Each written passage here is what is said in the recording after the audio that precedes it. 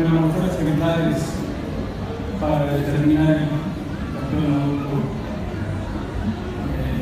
Con intervención, tienen muy buenas características, sobre todo la raza, una raza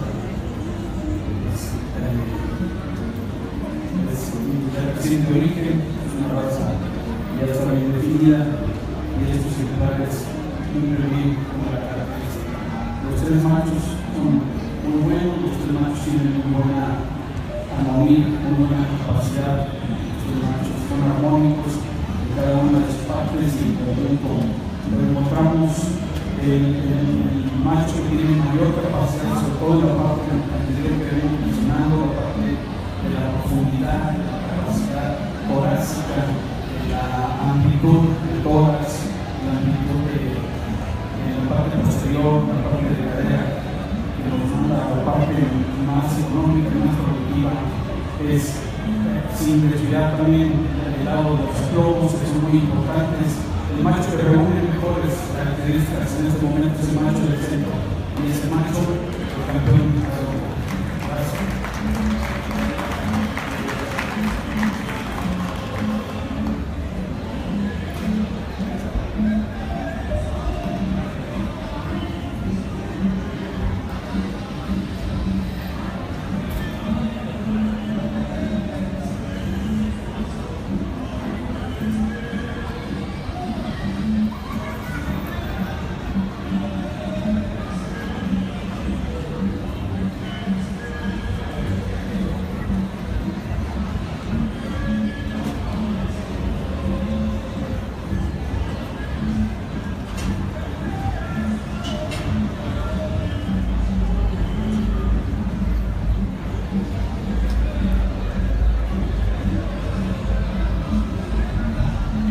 Bueno, y para el reservado adulto, pues es el macho de encuentro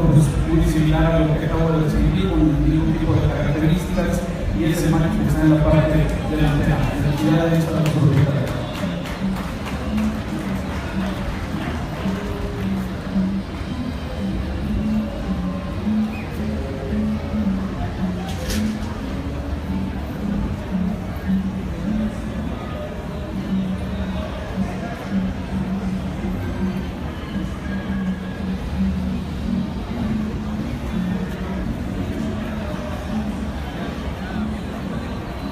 Se otorga